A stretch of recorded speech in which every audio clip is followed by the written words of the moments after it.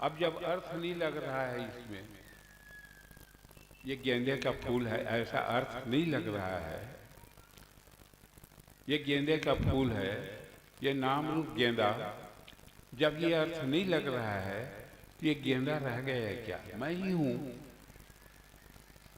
मैं ही हूं। गेंदे का अस्तित्व खत्म हो गया। नाम ही रूप का नाम तो गेंदा है। गेंदा नाम और ये आकार प्रकार और रंग, इसी को गेंदा कहते हैं। जब ये दिखाई देने नहीं दे रहा है तुमको, प्रतीमान हो रहा है, भास रहा है ये, तो जो भास रहा है वो गेंदा है कि मैं हूं? मैं ही हूं। जब मैं ही हूं तो गेंदे का तो अभाव हो गया। यानी गेंदे का जो जानना है, ये गेंदा है, इसका अभाव हो गया। लेकिन जानना तो रह गया है ना। अरे अभाव का जो जानने वाला है, अभाव का जो ज्ञान है, वो ज्ञान तो है ना। वो सामान्य ज्ञान है। त्रिपुटी करके जो ज्ञान, वो विशेष ज्ञान, कर्ता कर्म क्रिया की अपेक्षा से जो जानना, वो विशेष जानना। और उस ज्ञान का ज्ञान, उसके भाव का, उसके अभाव का, ये जो है ये सामान्य ज्ञान है। तो विशेष ज्ञान के लिए जानना और जब जानना न रहा, कर्म नहीं रहा, तो उसकी अपेक्षा से क्रिया न रही, जब क्रिया नहीं रही तो फिर उसकी अपेक्षा से कर्ता का भी अभाव हो गया। तो कर्ता के अभाव में जो है, कर्तापन के अभाव में जो जो जानना रह जाता है वो अखंड। जानना न रहा, जानना तो रहा। जानना न रहा, ये जानना तो रहा। उस जानना का कैसे अंत होगा? वही तो भगवान आत्मा का स्वरूप है। हाँ, सगुण निर्गुण आत्मा का स्वरूप नहीं है। जानना न रहा, इसकी अपेक्षा से जो ज्ञान है, त्रिपुटी वाला ज्ञान, वो न रहा, कर्ता कर्म क्रिया वाला ज्ञान। लेकिन जानना तो रहा। अनुभूति वो कहाँ जाएगी? वो एक रस स्थिति है, उसका कभी अभाव नहीं होता। तो वही जो है अखंड ज्ञान स्वरूप जो भगवान आत्मा है, वही सीता का वर है। हाँ, तो ये कभी बूढ़ा नहीं होता। लोग कहते हैं पहले मैं बहुत जानता था, अब भूलने लग गया हूँ। तो ये भी अरे बुद्धि का धर्म है। ये जानना से मतलब नहीं है। यहाँ पहले मैं जितना जानता था, पहले छोटा था, फिर बड़ा हुआ, फिर बड़ा हुआ, फिर जितने प्रपंच में सब जो याद, बुद्धि जिसको याद करके रखी है अपने लाइब्रेरी में, उस सब को मैं जान रहा हूँ। वो जो जानने वाला है उसका जानना पनाना, अरे वो एक रस है यार, वो कम ज्यादा नहीं होता। हाँ, स्मरण शक्ति, स्मरण और विस्मरण ये कम ज्यादा होते रहते हैं, ये बुद्धि का धर्म है। और जहां तक जानना है, अनुभूति, वो कभी बूढ़ा नहीं होता। इसलिए इसको भगवान आत्मा को क्या कहा है? बिजर। और बिजर होते हुए विमित्यु विगता। बी का मतलब होता है विगत, जहाँ करके जो है विगत हो गया, गत हो गया, लीन हो गया, नष्ट हो गया। वैसे मृत्यु जहाँ जा करके जो है नष्ट हो जाती है। विमित्यु नहीं है वहाँ। क्यों मृत्यु नहीं है? इसलिए मृत्यु नहीं है कि जन्म ही नहीं हुआ है। वो कैसे मरेगा? अजन्म है भगवान, इसलिए अविनाशी। जन्मा होकर के अविनाशी ऐसा हो नहीं सकता, असंभव है। जो जन्मा होगा कभी न कभी उसको मरना पड़ेगा, उसका नाश होगा। ब्रह्मा विष्णु महेश ये सभी जन्मा है, कभी न कभी सबका जो है अभाव हो जाएगा। लेकिन भगवान जो है अजन्मा है, पैदा ही नहीं हुआ है, जब पैदा नहीं हुए हैं तो प्रश्न ही नहीं उठता कि जो है उसका नाश होगा। तो अजन्मा होने के कारण अविनाशी, मृत्यु वहां नहीं है। जन्म मरण से जो है रहित है भगवान आत्मा, जो है न जन्म है और न मृत्यु है, इसलिए विमृत्यु कहा। जो काल होकर काल भयंकर वर्णत हुआ शारदा शंकर, महाकालेश्वर है वो। कालेश्वर भगवान शंकर, कालों का काल। और महा लग गया तो फिर हाँ, कालेश्वर का जो ईश्वर, कल सुन चुके हैं ना, तमीश्वराणाम परमम महेश्वरम तम देवतानाम परमम च देशम। अरे आप कैसे हो भगवान, जो तीनों लोक में जो है स्तुत्य हो, तीनों लोक में वंदनीय हो भगवान आत्मा, आप कैसे हो? तो ईश्वरों के ईश्वर हो जी, ब्रह्मा विष्णु महेश जो ईश्वर हैं और उनके भी ईश्वर हो, इसीलिए महाकालेश्वर कह दिया। कालेश्वर काल का ईश्वर है भगवान शंकर, और शंकर का ईश्वर है जो है भगवान राम आत्मा, महाकालेश्वर। हाँ, तो विमृत्यु, जो काल होकर काल भयंकर वर्णन वह शारदा शंकर, तभी उसकी भगवान शंकर स्वयं जो है उसका वर्णन कर स्तुति कर रहे हैं। हाँ, विमृत्यु विजय विमृत्यु विशोको विगता शोका विशोका, विगत हो गया शोक जहां, तो कहाँ शोक विगत हुआ?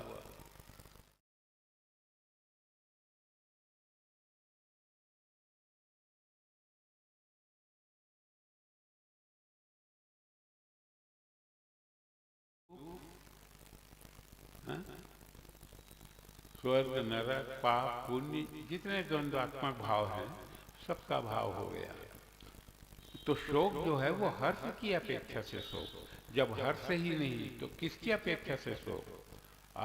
तो विशोक, इसी को अशोक भी कहते हैं। यानी नहीं शोक यानी दुख, जहां दुख ना हो तो कहाँ दुख नहीं होगा? अरे जहाँ सुख होगा वहाँ दुख रहेगा ही। कैसे अलग करोगे दोनों को? जो है एक के बाद एक क्रम, ये तो जो है विधान है, अटल विधान है। इसको कम, आज सुख है तो कल दुख हो गई, आज दुख है तो कल सुख हो गई निश्चित। इसको कैसे बदलोगे?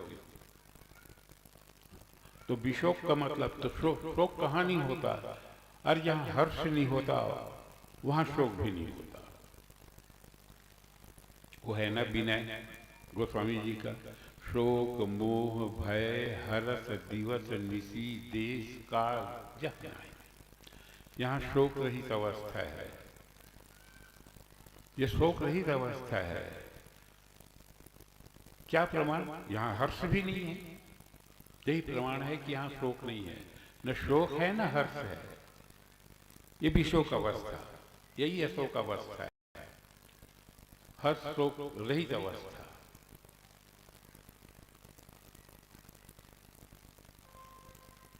देख लीजिए, यदि हर्ष हो तो हर्ष का क्या परिभाषा?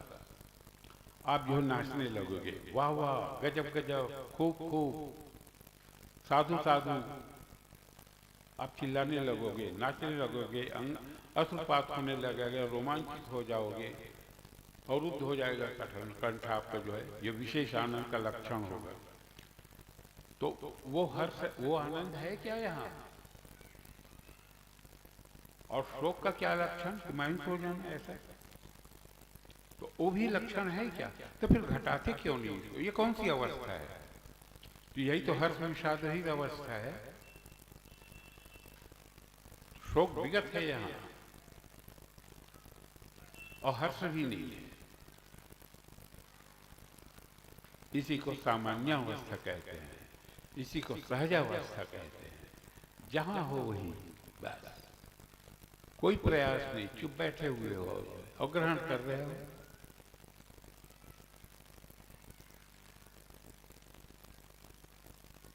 देखिए,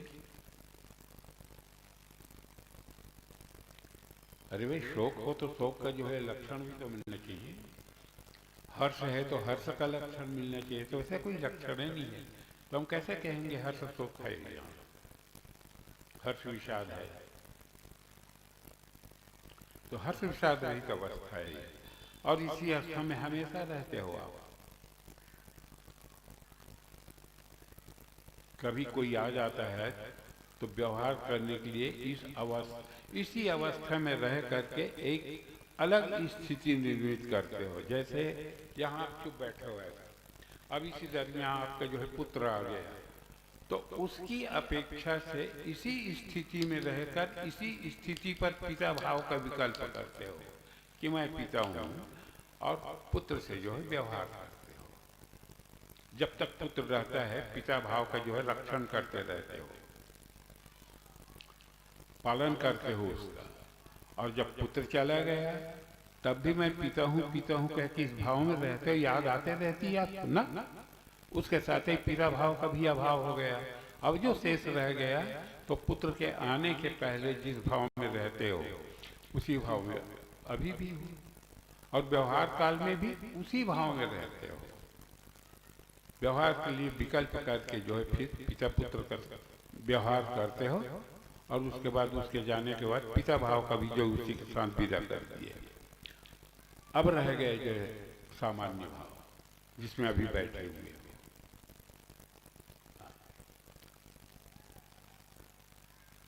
बोध के पहले अज्ञानी भी इसी भाव में रहता है, इसी जगह रहता है, और बोध होने के बाद ज्ञानी भी जो है यही रहता है, जगह एक ही है। कहाँ से जगह लाएगा ज्ञानी दूसरी ओर? तो ज्ञानी अज्ञानी सब एक ही जगह में रहते हैं। अरे तो हाँ, वो तो जो है ये मन का जो है मन की बदमाशी है कि मैं ज्ञानी हूँ और तू अज्ञानी है, या तू ज्ञानी है और मैं अज्ञानी हूँ। ये तो मनोजन्य भाव है, ये उसकी बदमाशी है मन की।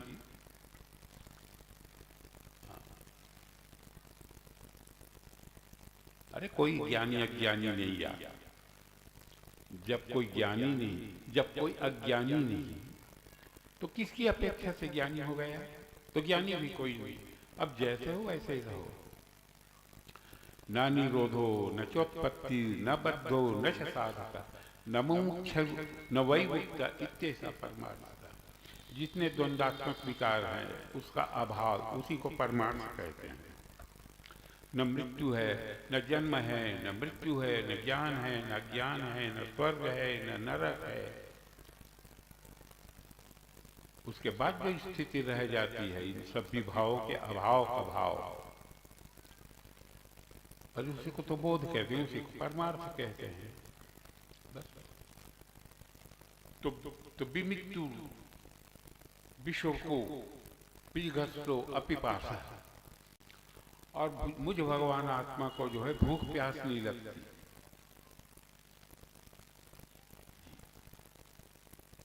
भूख प्यास किसको लगती है जी? अरे भूख प्यास जो है प्राण का धर्म है भाई, आत्मा का धर्म नहीं। जन्मना मरना ये जो है देह का धर्म है। स्वर्ग नरक आना जाना ये जीव का धर्म है। भूख प्यास लगना ये प्राण का धर्म है। निश्चय अनिश्चय करना बुद्धि का धर्म है। हर्ष विषाद होना मन का धर्म है।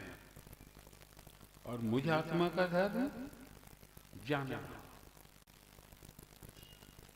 मन को हर्ष हो रहा है, मन को विषाद हो रहा है, जीव स्वर्ग जा रहा है, जीव नरक जा रहा है, इसको जो जानता है, और उसी को तो भगवान कहते हैं।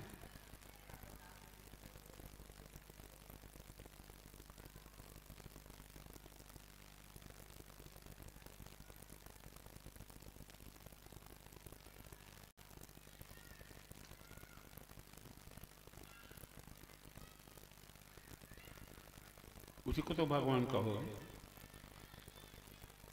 जो उत्पत्ति संघात, जो गति अगति, ज्ञान अज्ञान, ये छह तत्व को जो जानता है उसी को भगवान।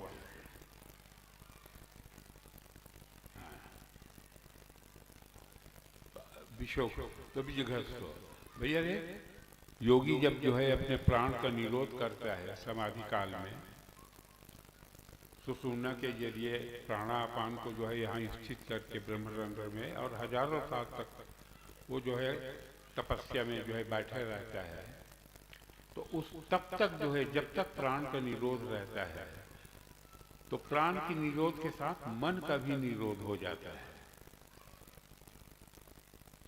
और उसी अवस्था में हजारों साल तक बैठे रहता है, भूख प्यास उसको नहीं लगती। इससे सिद्ध होता है कि भूख प्यास जो है देह को नहीं, न आत्मा को, न मन को, न बुद्धि को, न जीव को, बल्कि प्राण को होता है भूख प्यास की अनुभूति।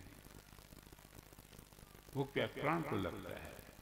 जब नीचे आएगा प्राण उसका, तब उसको भूख प्यास लगती है। विजिगर्षो अपिपासा सत्य काम सत्य संकल्प, और भगवान आत्मा को सत्य काम कहा। भगवान आत्मा को सत्य काम कहा। सत्य काम उसको कहते हैं कि जिसकी छत्र छाया में बैठकर सत्य संकल्प की सिद्धि हो जाती है, वो सत्य काम। संकल्प की सिद्धि हो जाती है, चाहे सत्य हो कि असत्य हो। अच्छा शुभ संकल्प और अशुभ संकल्प, किसी भी संकल्प की सिद्धि हो जाए जिसकी छत्र छाया में बैठकर, जिसके सानिध्य में रहकर, उसी को सत्य संकल्प कहते हैं। योग वासिष्ठ में सत्य संकल्प और कल्प वृक्ष के लिए जो है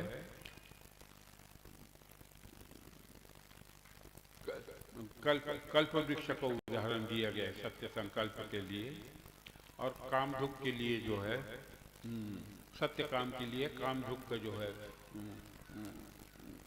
कामधेनु का जो है उदाहरण दिया है। तो सत्य संकल्प, ऐसी मान्यता है कि कल्प वृक्ष जो होता है उसके नीचे बैठकर जो संकल्प करो वो सिद्ध हो जाता है, और कामधेनु से जिन जिन वस्तुओं की कामना करो उन उन वस्तुओं की प्राप्ति हो जाती है। तो भगवान की तुलना जो है क्या किन किन चीजों से की है? कल्प वृक्ष से, कामधेनु से और तत्व चिंतामणि से। तत्व चिंतामणि की एक खासियत है कि उसको जिस रूप में देखो उसी रूप में दिखाई देता है।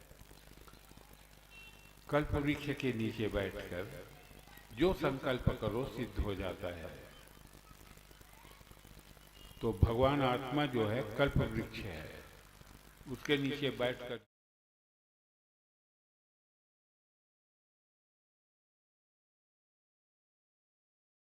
जिन वस्तुओं की कामना करो उन वस्तुओं की जो है प्राप्ति हो जाती है, और उसको जिस रूप में देखना चाहो, जहां देखना चाहो, जैसा देखना चाहो, जब देखना चाहो, वहां देखो, वैसा देखो और वहीं देखो। उसी को तो भगवान कहते हैं ना, जब चाहो तब देख लो, जहां चाहो तब देख लो, और जैसा चाहो वैसा देख लो। इसी को तत्व चिंतामणि कहा है। ये तत्व चिंतामणि, भगवान आत्मा भास। अब इसी भास को जो है जैसा देखना चाहो वैसा दिखेगा। ये देखो, ये जो प्रतिमान है, अर्थ न लगाओ, अभी देखो मत, दिखेगा कब? जब अर्थ लगाओगे तो। अरे वस्तु भास दिखता है कि दृश्य दिखता है?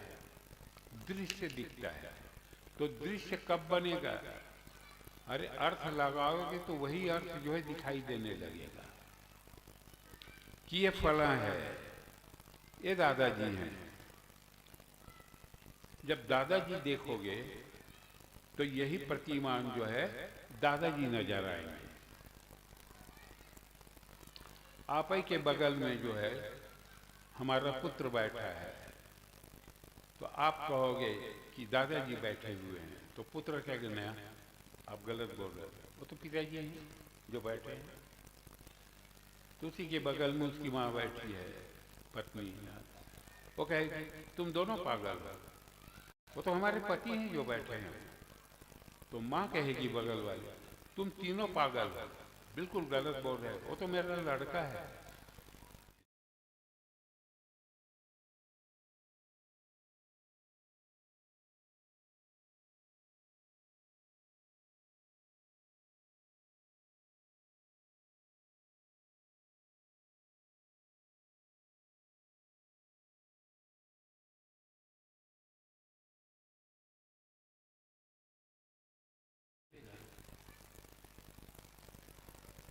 यही इसकी खासियत है भगवान भास की। भास कहो या आत्मा कहो, जैसा देखना चाहो। ये इंद्रलोक की विभूति है बोला, कामधेनु, कल्प वृक्ष और तत्व चिंतामणि, एरावत, अमृत, समुद्र मंथन से सब निकले हैं ये। तो देख ली, अब जिस रूप में देखना चाहो उसी रूप में दिख रहा है। इसलिए तत्व चिंतामणि है।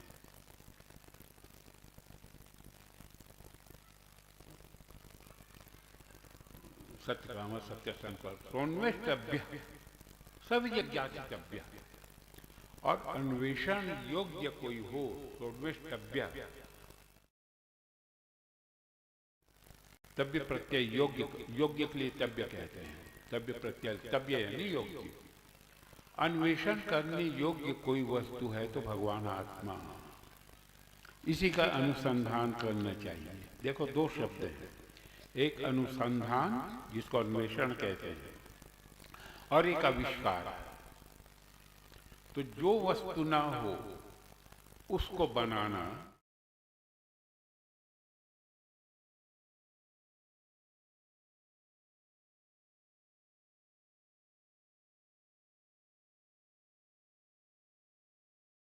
कार हुआ है, बिजली का अनुसंधान नहीं हुआ है। और जो वस्तु पहले से हो उसको खोजना, इसको अनुसंधान कहते हैं। ये पहले से है उसको खोजो, इसको अनुसंधान। तो भगवान आविष्कार करने की चीज नहीं है, भगवान बनाने की चीज नहीं।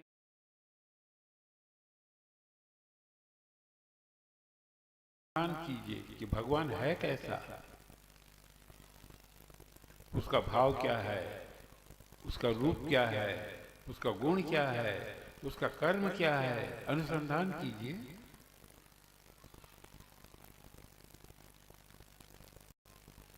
क्योंकि हमेशा रहने वाली वस्तु जो है यही है, और इसके अलावा और जितने हैं सब अनित्य हैं। मन, बुद्धि, चित्त, अहंकार, इंद्रियां, तमाम प्रपंच, देश काल, वस्तु सब ये अनित्य है, कभी है कभी नहीं है। तो उसका कैसे अनुसंधान करोगे? जो हमेशा रहे उसका अनुसंधान किया जाता है। सत्यानुसंधान, सत्य का अनुसंधान करो।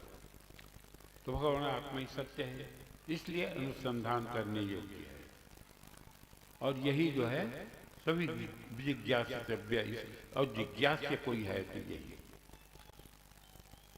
जिज्ञासितव्य है, जिज्ञासा करने योग्य है। इसी की जिज्ञासा करनी चाहिए, इसी को जानने की जिज्ञासा करनी चाहिए। हाँ, जो हमेशा रहे उसको। इसलिए आत्मा जो है जिज्ञास्य है।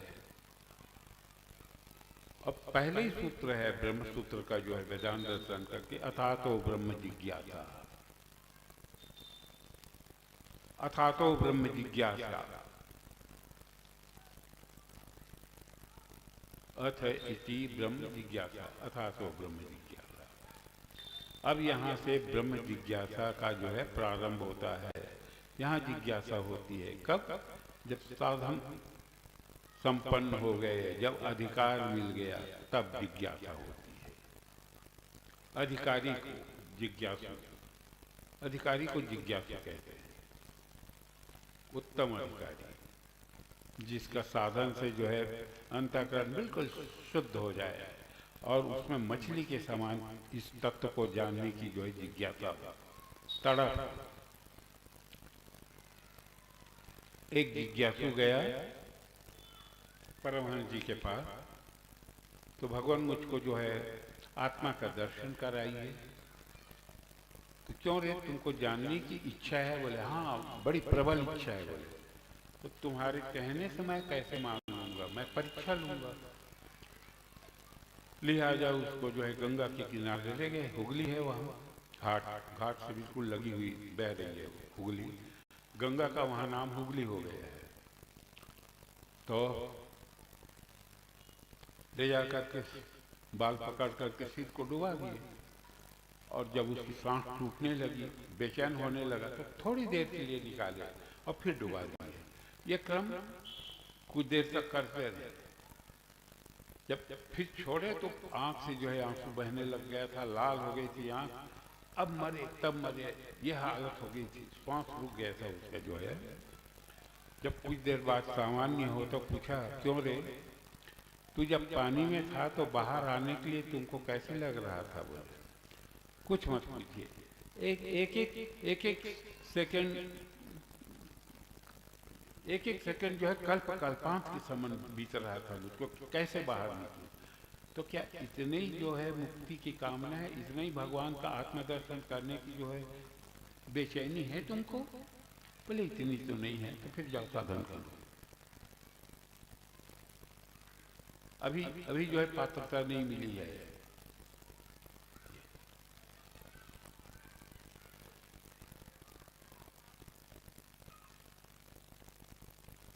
तो जिज्ञासा, बिना जिज्ञासा का कुछ नहीं होता इसमें। नायमात्मा बलिहीन लभ्यो न च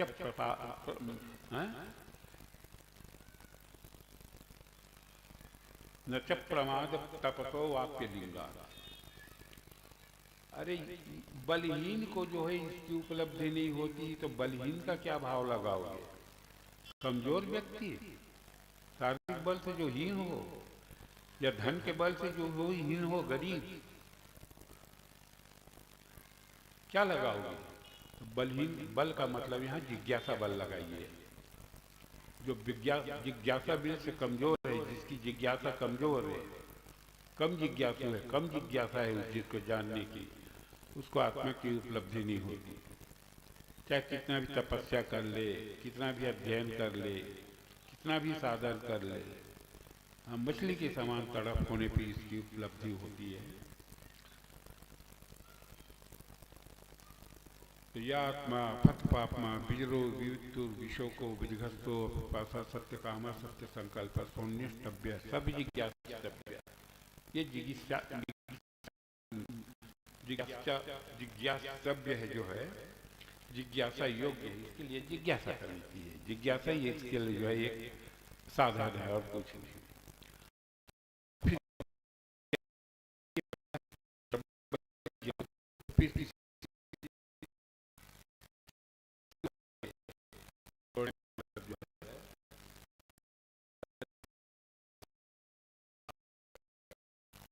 और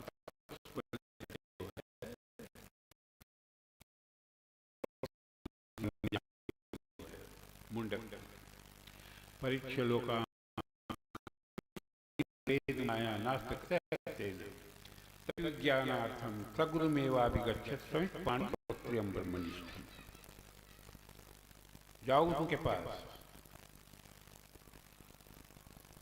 और भिखारी होकर के जाओ, उसकी चौखट पे जो है मत्था टेको, बैठो दीन भाव से, आर्त भाव से। तो फिर उनकी मर्जी होगी तो फिर बताएंगे।